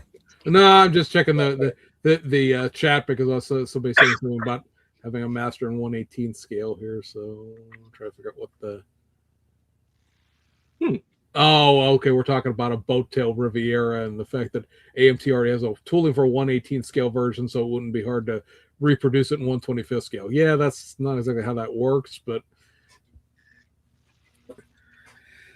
I don't know that you can necessarily pantograph down that from the diecast at this point, especially considering, the diecast was probably made in the time period where AMT didn't have computer rated drafting on anything. Like, that's the big plague of Round Two's ownership of AMT, is that like all that stuff from the 90s, it wasn't done with computers. It's all still done the old school way. So putting new parts into that doesn't work necessarily. Yeah, although I've noticed they've started to they're starting to redo some just parts of kits and to get different versions. Like they recently announced they're going to be doing a short bed version of the the old MPC 72 Chevy C10, which was a long bed. Right. I think it's getting a new chassis and a new short bed. So they're getting different versions of kits just by modifying certain pieces of the kit. And actually, that's the new 55 Chevy Gasser that's coming out is based on the old AMT Nomad. Okay. It's getting a new body and some interior bits in order to create a new coupe body out of it, or what the 510 hardtop sedan. So it's interesting how they're kind of and I'm aware of some other things that's coming that I can't share. Carefully not talk too much. Yeah, it's interesting how they're doing, just revising, tooling to get different versions out of things that never existed. I say it was mentioned in the chat earlier, saying when are you going to talk about the Mac? Like I think that's their the big kit and caboodle for the moment, but that sort of leaves out the don't call it the Back to the Future truck and the Bluesmobile and all of those kits that are coming out. I saw the box art here a couple days ago for the all Mitsubishi version. They did the Dodge Ram, the captive import for the D2000 or whatever it was called. They're doing them. They tooled up a Mitsubishi grill for it, so it'll actually be a Mitsubishi this time around. It's great because it's like advertising that tilt bed. Like, well, I mean, it's in the kit. I guess you might as well, I haven't seen it. Can you pull the box out? Where'd you find if I could, let me see if I can find it. But now I'm curious. It's let's see. What if I try to find it? I saw they showed, somebody on Facebook showed the box art for the old 32 Chevy Street Rod. Yeah. Which I don't think has been reissued in a really long time. It may even have some new parts in it. I'm not sure. I think I've seen a buildup of that. I say, yeah, Mr. Secret best friends over there. Steve Goldman, it's no secret. Steve Goldman's in my model club, so I get to see some stuff that just before it hits the streets. All right, so here we go. We got box art on a few things here. So they're going to take the Mustang modified and stick it on the back of the old Ford Transporter. So I don't think this has been combined this way before. You can make your decisions about the spectacular 250th anniversary graphics there. then you have the Mitsubishi L200 tilt bed mini truck. Interesting. Like I said, I think it's very cool that they finally made this into a Mitsubishi, because it's kind of, it was the Dodge being a captive import. It really is a Mitsubishi pickup truck. It kind of questions why they didn't do that originally, because I think the grill is the only difference between the two of them. Because carrying it over, probably Dodge logos on the inside, but I don't think that Dodge put their own interior inside of it. No. And then here's the street rod I think you were just talking about. Yeah. Very, very spiffy NPC logo. Yeah. They must have got the Mitsubishi license so they could do that Eclipse, or not the Eclipse, the Evo that they recently. But I'm wondering, I wonder what other things they could reissue or retool that would be leverage that Mitsubishi license. I don't know what this is exactly in terms of what the base of this is. Is there a snap tight 82 Bronco floating around? Or is this a glue kit? I don't know. If they go on scale mates. They say we're going to do a Slayer version of the Cadillac hearse. So that was one of the box art that I did. So I did that one. You did that box art, Rob? Yeah. Cool. I don't mean to laugh at it to insult you, but that's a very, very interesting choice of bands. Of all the bands, they have a couple band license and things that they're doing, to get different variations out of kits, and that's one of them. That's sure cool. Beats the My Little Pony Mustang. that's the opposite version of the My Little Pony Mustang. If you were offended by that, then buy the Slayer hearse. I say, and of course, now that's cool. Okay, so I rest my case. That's funny. I'd actually not seen the Slayer box art. I do the renderings of the car and give them, and then they kind of do the rest of the box art. So I often don't know exactly how they're going to, appear as a final form, or so it's always interesting to see. So what do you think, Luke? Can we interest you in a Slayer hearse? I'd build one. I'd probably jack it up. Remember the one they built on Monster Garage years ago that had a backhoe kind of thing out of the coming out of the back? Are you sure that's not one of your AI things? No. You guys remember Monster Garage, the Jesse James show? Yes, I do remember that. Many years. I'm showing my age, but that was, I don't know, 15 years ago. I remember one of them they built was a Cadillac ambulance or hearse that they took, and it had like a backhoe or something that came. It was like an arm that came out of the back and would, kind of reach. It was a big mechanical thing. I don't know. Seemed right up the alley, with like a big piece of construction equipment. I guess the question is anybody at all interested in, because I don't know if Sean's seen this or not. This showed up on Facebook the other day, so I'm not sharing anything I'm not allowed to. Is anybody interested in maybe a 72 Comet or Maverick or something? I haven't seen this either. Somebody's showing some test shots. Yeah, say apparently these are 3D printed parts off a CAD for the kit. Okay. So I've seen the CAD, and I did a review of the CAD model and gave some feedback on it, but it's been a while, so I haven't. Looks like it's been tooled. It's getting closer. I'll say it looks like there's two separate chassis for anybody who's interested. There's a racing one over here and the stock one over here. They've designed the stock one and the Pro Street chassis with the Boss 429 that you could build the I don't know what licensing they're going to be able to get, but it's designed, I think, for the Dino Dawn Maverick as a replica of that car. Yeah. So, Yeah, Kevin, you just nailed it on the head there. Would kill the value of Johan. I think there's from reading the original Facebook post that this is from. There's obviously, you see the racing header down in here. That they're obviously, besides the drag racing version, that this is going to have a slant 6 too.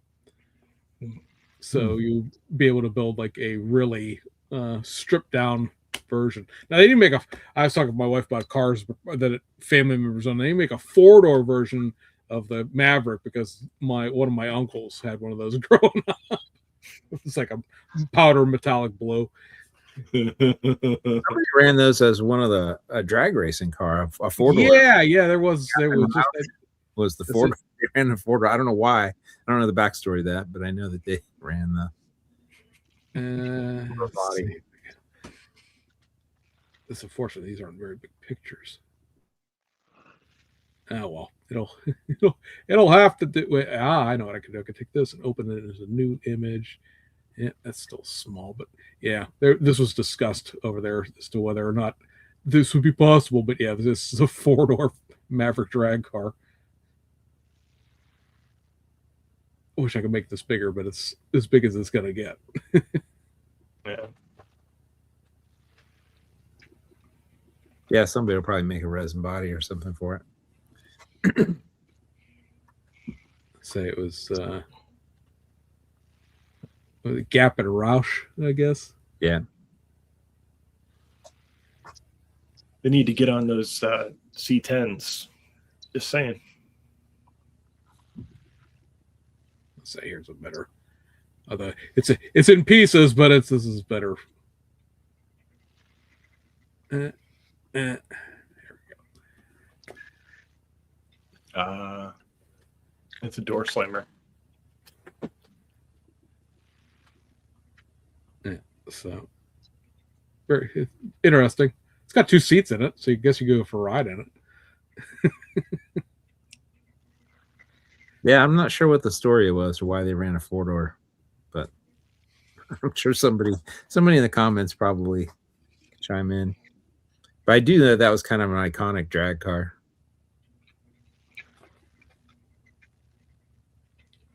Why so many doors? No.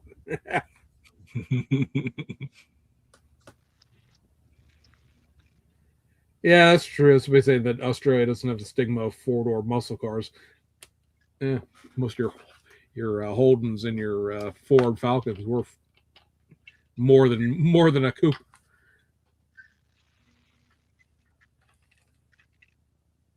Yeah, I know the Mobius, they're doing the Mavericks and the Comet, so you'll have both stock and drag versions of both cars. And I think there's a Comet GT, yeah, a Grabber GT Maverick.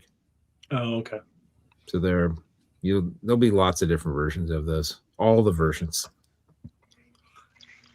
Yeah, so Bronco gives the MPC 1982 annual reissue with Hot Wheels decals. I wonder if it's the same one they reissued. It's just the MPC Bronco, just the full kit. Must be. I don't remember any other, unless they had a snap tight kit of that vintage back then, but I don't remember.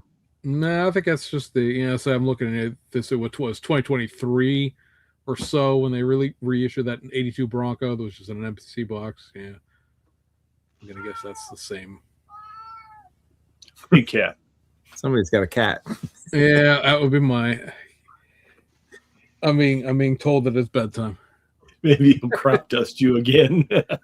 Luke, if we put you in charge of a model company, what all new model kit would you design? Oh, I don't even know. New style Ford truck. Ooh. Yeah. Yeah. I'd like to have one of those myself, actually. I think that'd be I'm kind of surprised none of the manufacturers have done any modern trucks, because there's a bunch of them out there. I mean, the Fords, the Chevys, the GMCs, the Ram pickups. There's a bunch of variations I think would all do well, and it's surprised me that nobody stepped up to the plate to do an all new kit of a modern truck, especially like the Dodge Ram TRX. That seems like that would be super popular. Yeah. That's what I'd like to have. If I could have one new kit, that'd probably be one of the things. T-Rex, really? Okay. Yeah, T-Rex. Yeah, I think that's a cool truck. I think. Well, they did the Raptor in Snap Tight. Revell did. Yeah. But even then, that's a couple generations ago. Right. Yeah, it's not the current I was one. saying, you get a if you just want to do like performance trucks, you have the Raptor F-150, the Raptor Bronco. Yeah, another Ram. Let's say then you have in the TRX Ram.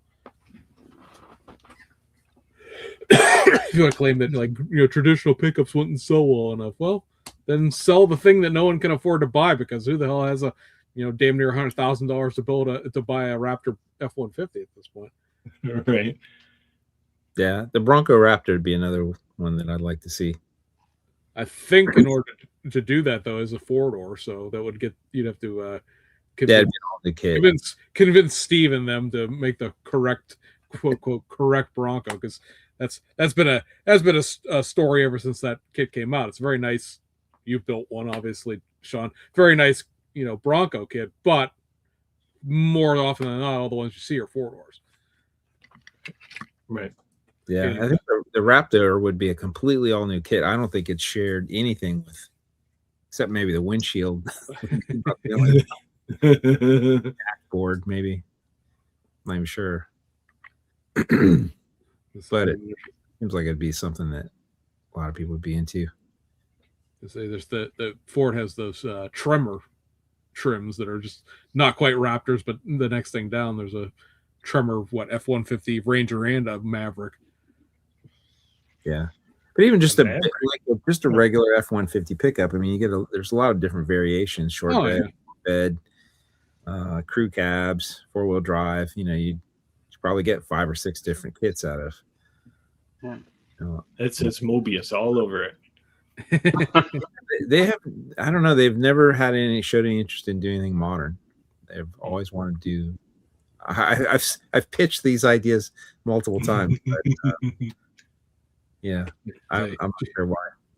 Did you hear the F-150 Platinum's coming out? Oh no, I'm waiting for the King Ranch.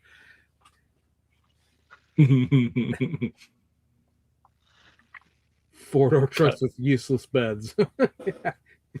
Cowboy Cadillacs, right? Yep. I was when I bought my car, just for S&Gs, I went down to the Ford lot, and they had a King Ranch dually down there, and it was $123,000. Jesus. Like, whoo! That's more than I pay for this house, and $50,000 in cash to pay off the taxes. Luke, what do you drive in real life? F-150. There you go. He's on board Sean's design train then. Yeah. Is it newer or old school? I got a 21. Nice. So fairly new. Or even like a Tacoma. Like Tacomas are popular trucks, and you could make a 4Runner with it. Oh yeah, I'm really. I mean, especially the last gen 4Runner, super popular. Yeah. I'm really surprised there's none of the Japanese manufacturers have ignored that. Right. They're American, so I mean, the market for those is America. So why would they bother? We haven't even got they didn't even do like a new Hilux or a Hilux. I mean, the 4Runner's a Hilux Surf over there. Like they never did the new Hilux trucks. They never did the Hilux Surf. They never made a new Toronto or whatever the hell the Pathfinder's called. Oh, the Land Cruiser. Yeah, that's a global product, isn't it? Yeah, Fujimi made Land Cruisers up until trying to think what year that would be, like late 90s, early 2000s, but that was the end of it. The Toronto and the Hilux Surf were 91s, and that was, everybody knows those kits because American Satco made, US versions of those as a Pathfinder and a Forerunner. But they know there's a modeler's resin of maybe 7 years ago at this point, Hilux pickup truck, but I don't know. Pickup trucks died over there too. The only modern tooled truck in Japan, other than those vans that we were talking about last episode, is the Nissan Sunny that Hasegawa did. That pickup truck from the stretch from like the 70s to the 80s. That there's 3 or 4 different versions of. But Subaru box fans, they're all on about. They're all about. And I say Subaru sandbars. There's 7 different kits of that. I'll say that's not true because Fujimi made that the throwback. Yeah, the FJ. The throwback to the original Land Rover. They made the FJ, but they never made a, again, Fujimi. They never made a left-hand drive version of it, even though we got it here. Yeah. Right. I would think the new Land Cruiser would be popular, but I don't know. Just me, I guess. Mr. Duff, wait, looks like we're almost at time. You want to ask the question that we always end? The question du jour, sure. So, Luke, you're completely unprepared for this, so here's another fun one. We ask this of everyone, so we're not picking on you. The question always is, if you had some sort of project or single model project, it doesn't matter what it actually is, that sort of would be the one model, kit, project, etc., that you wanted to complete, like your sort of, we call it the opus magnum build, it's your lifetime achievement award kind of thing. Is there a certain something that you would like to build that would sort of be like, hey, Luke was here and this was his model that we remember him by? If I had to build one, it would be the Peterbilt Can-Do Wrecker. It's a I don't know if you guys are familiar. Yep. I do have one. Go ahead. I finally found one. I found it very cheap, actually. Just new in the box. I just can't pull the trigger to build it. Are they hard to find? They are. They're. I've seen them for up to $550 Canadian. Oh wow! And I found it for $130. But my plan is to like do lights in it, flashing lights, and the whole shebang. Have they? Is that a kit that hasn't been reissued in a long time? I'm not up to speed on my. It hasn't been reissued in. AMT, I assume. No, it's Revell. Okay. Oh, Revell. Let's see. When was the last time that they reissued that? Is that what era kit is that from? From like the 90s or something? Yeah, say the Can-Do was released in 93. But I want to say it's older than that. I want to say that it goes back to those early 80s kits that were designed in Venice and were molded over in Denmark or Holland or wherever it was. So the tooling's over in Germany. It was reissued in, 2013, as I think it was called. They called it the Will-Do or something along those lines. But they were very, very limited production because it's a huge kit. Let's see. Let's open a new tab. And we go over here and we go, hey, let's share this so everyone can see what I'm looking at. It's this thing, yeah. It's a big, obviously it's a class 8 triaxle rotator would be what you call that tow truck. Like I said, I think that the Peterbilt itself goes back into the 80s. That'll be a project. Serious. Would you make the shiny or weathered? Let's see. Luke, I think you're shiny or weathered. Oh, it would have to be weathered. I think anyways. Maybe just a little bit of dust. Okay. We'll see. But I will build one someday. I want to make every light on it light up. So Nice. Would you have it towing something? Pardon? Would you have it towing something? No, probably not. Maybe though. We'll see. Say he's building a giant tow truck. Luke, would you build another giant truck to tow behind that? Towing another tow truck. Yeah. And say, and in the end, because Kevin Smith said late 70s, the Peterbilt, that original Peterbilt was tooled in 1982 that sits on. So, Oh wow. Yeah, say that's the old one of the last Venice, California Revell designs that they made overseas. I have the Revell Germany 8x8 Samba fire truck. Dean, they're reissuing that this year, so I don't know that you could necessarily write to them and just get a set of decals, but the whole kit and caboodle is being reissued this year. So, Kevin said, "Is that considered a rotator?" I think it would be. It might not be new enough to technically be a rotator, but it's certainly that style of truck. No, it is. It has a rotating boom on it.